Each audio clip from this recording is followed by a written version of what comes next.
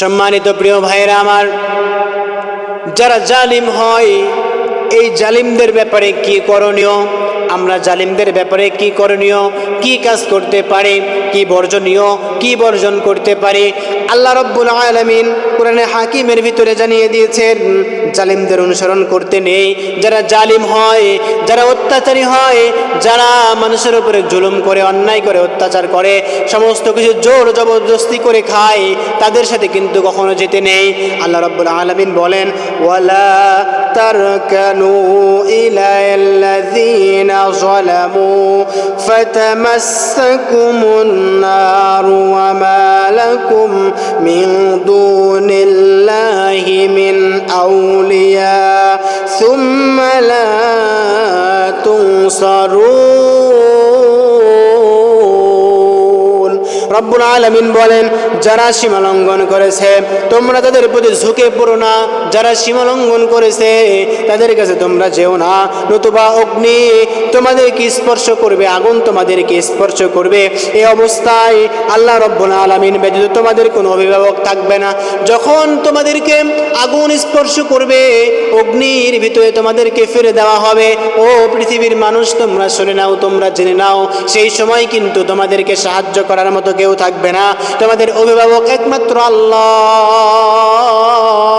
এই আল্লাহ রাব্বুল আলামিন কিন্তু তোমাদেরকে সাহায্য করবে না, এবং তোমাদেরকেও কোনো ব্যক্তি সাহায্য করার মতো ক্ষমতাও রাখবে না। বলেন নাউযুবিল্লাহ।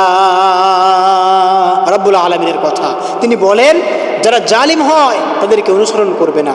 যদি তুমি জালিমদের অনুসরণ করো, জালিম যারা হয় তাদেরকে অনুসরণ করে চলো, তাহলে তোমার অভিভাবক একমাত্র আল্লাহ।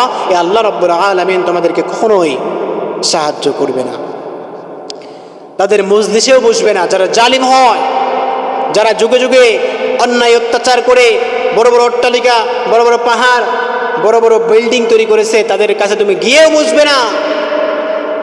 কারণ তুমি জানো সে জালিম, মানুষের উপরে জুলুম করে, তার সাথে বসবে তুমি পারবে না। আল্লাহ রাব্বুল আলামিন বলেন, ওয়া ইম্মা ইউনসিয়ান্নাকাশ শাইতানু ফালা তাকউদ বা'দায যিকরা মা'আল কওমিজ যালিমিন।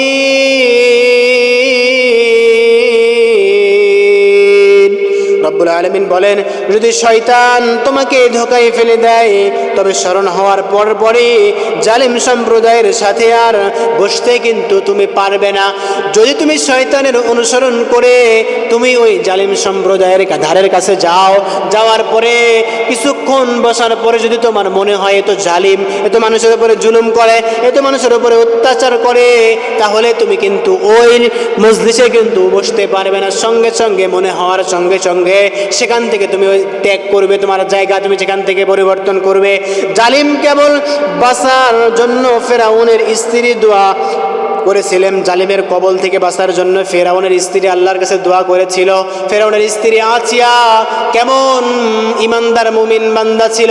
ও পৃথিবীর মানুষ, তোমরা নিদর্শন জেনে না জানো, জালিম সম্প্রদায় যুগে যুগে ফেরাউন, হামান, কারুন, যুগে যুগে আবু জেহেল, আবু লাহাব আমার বাংলার জমিনে, নব্য ফেরাউন কিন্তু আমার বাংলার জমিনে তৈরি হয়েছিল। কথা বলেন ঠিক কিনা? এই ফেরাউনের কবল থেকে বাঁচার জন্য বিবি আসিয়া ফেরাউনের কবল থেকে বাঁচার জন্য আল্লাহর কাছে দোয়া করেছিল। আল্লাহ রাব্বুল আলামিন সূরাতুল তাহরিম 11 নম্বর আয়াতে কারিমায় দোয়াটি তুলে ধরেছেন, রব্বি বিনিলি ইনদাকা বাইনান ফিল জান্নাতি ওয়া নাজ্জিনি মিন ফিরআউনা ওয়া আমালিহি ওয়া নাজ্জিনি মিনাল কওমিজ যালিমিন। আল্লাহ তাআলা বলেন, হে আমার প্রতিপালক, ও আমার পালন কর্তা। আসিয়া দোয়া করতেছে, রব্বি বিনিনি, হে আমার পালন কর্তা, ও আমার পরওয়ারদিগার, আপনার নিকট জান্নাতে আমার জন্য একটি গৃহ নির্মাণ করুন, আমাকে ফেরাউন তার দুষ্কৃতি হতে উদ্ধার করুন, আর আমাকে জালিম সম্প্রদায় হতে মুক্ত করুন। কে দোয়া করেছিল? ফেরাউনের স্ত্রী আসিয়া আল্লাহর কাছে দোয়া করেছিল। এমন অত্যাচার, এমন নির্যাতন তাকে করা হয়েছিল। বেশি নির্যাতিত হলে হিজরত করতে হবে। জালিম সম্প্রদায় যদি তোমাকে বেশি নির্যাতন করে, বেশি অত্যাচার করে, তাহলে তুমি এক জায়গা থেকে আরেক জায়গায় চলে যাও। কার কথা? আল্লাহর কথা। আল্লাহ রাব্বুল আলামিন বলেন, ওয়াল্লাযীনা জাহাদু ফিল্লাহি মিন বা'দি মা যুলিমু লানুবাওয়িয়ান্নাহুম ফিদ দুনিয়া হাসানা ওয়া লাআজরুল আখিরাতি আকবারু লাউ কানু ইয়ালামুন। যারা অত্যাচারিত হওয়ার পর আল্লাহর পথে হিজরত করে, আমি অবশ্যই তাদেরকে দুনিয়ায় উত্তম আবাস দান করব এবং আখিরাতের পুরস্কারই সর্বশ্রেষ্ঠ। হাই যদি তারা জানতো।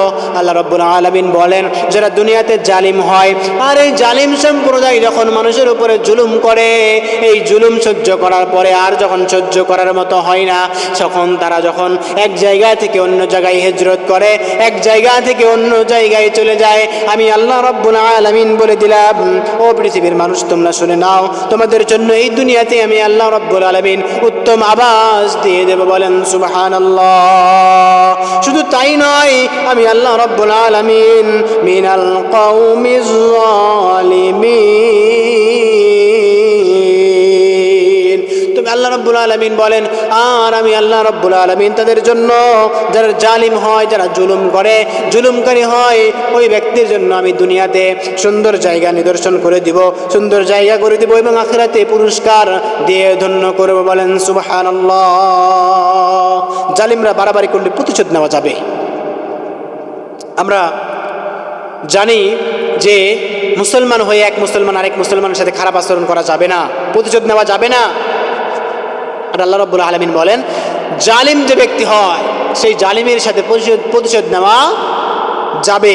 আল্লাহ রাব্বুল আলামিন বলেন, ওয়াল্লাযীনা ইযা আসাবাহুমুল বাগয়ু হুম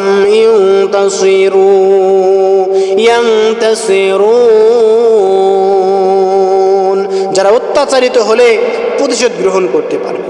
আল্লাহ রাব্বুল আলামিন বলেন, তোমাকে যদি অন্যায়ভাবে কোনো ব্যক্তি অত্যাচার করে, নির্যাতন করে, নিপীড়ন করে, তাহলে তুমি সেই ব্যক্তির প্রতিশোধ নিতে পারবে। আল্লাহর কথা। আল্লাহ রাব্বুল আলামিন সূরাতুশ শূরা 39 নম্বর আয়াতে কারিমার ভিতরে বলেন, যদি তোমার উপরে অন্যায়ভাবে কোনো ব্যক্তি জুলুম করে, তাহলে তুমি সেই জালিমের সাথে প্রতিশোধ নিতে পারবে। এরপরে আল্লাহ রাব্বুল আলামিন বলেন, ওয়া জাযাউ সাইয়্যাতিন সাইয়্যাতুম মিসলুহা ফামান গাফা ওয়া আসলাহা ফাআজরুহু আলাল্লাহ ইন্নাহু লা ইউহিব্বুল যালিমিন। মন্দের প্রতিফল অনুরূপ মন্দ, তবে যে ক্ষমা করে দেয় ও সংশোধন করে নেয় তার বিনিময় আল্লাহর নিকট রয়েছে। নিশ্চয় আল্লাহ জালিমদেরকে পছন্দ করেন না। আল্লাহ রাব্বুল আলামিন বলেন, যে ক্ষমা করে দেয় আর যে ব্যক্তি ক্ষমা করে নেয়, সংশোধন হয়ে যায়, তার জন্য আমি আল্লাহ রাব্বুল আলামিনের নিকট রয়েছে বিনিময়। বিনিময় মানে জান্নাত। আল্লাহ রাব্বুল আলামিন তাকে জান্নাত দিবেন। আর আল্লাহ তাআলা বলেন, ইন্নাহু লা ইউহিব্বুজ জালিমিন, আমি আল্লাহ রাব্বুল আলামিন জালিম সম্প্রদায়কে কখনোই পছন্দ করি না। সম্মানিত প্রিয় ভাইয়েরা, আল্লাহ রাব্বুল আলামিন বলেন, সর্বশেষ যে জালিম সম্প্রদায় সম্পর্কে আল্লাহ তাআলা বলেন, ওয়া ইন আকাবতুম ফাআকিবু বিমিসলি মা উকিবতুম বিহি, যদি তোমরা শাস্তি দাও তবে ঠিক ততটুকু শাস্তি দেবে যতটুকু অন্যায় তোমাদের প্রতি করা হয়েছে। আল্লাহ রাব্বুল আলামিন বলেন, কেমন ইসলাম, যতটুকু তোমার উপরে অন্যায় করা হয়েছে ততটুকু শাস্তি তোমাকে দেওয়া লাগবে।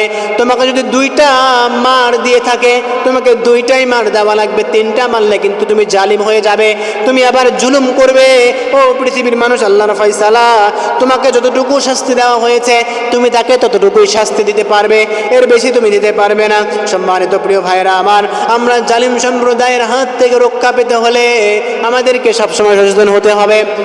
জালিম যারা হয় আমরা তাদের কাছ থেকে দূরে থাকার চেষ্টা করব। যেমনি করে ফিরআউনের ঘরে বিবি আসিয়া আল্লাহর কাছে দোয়া করে ফিরে এসেছিল, আল্লাহর কাছে দোয়া করেছিল ফিরআউনের হাত থেকে মুক্ত পাওয়ার জন্য, আমরাও জালিম যারা হয় আমরা যুগে যুগে অসংখ্য নেতানেত্রীকে দেখলাম যারা জুলুম করে, জালিম হয়, আল্লাহ রাব্বুল আলামিন তাদেরকে কখনোই ক্ষমতায় চিরস্থায়ী করেন না। আর ক্ষমতা কখনো মানুষের জন্য চিরস্থায়ী নয়। আল্লাহ রাব্বুল আলামিন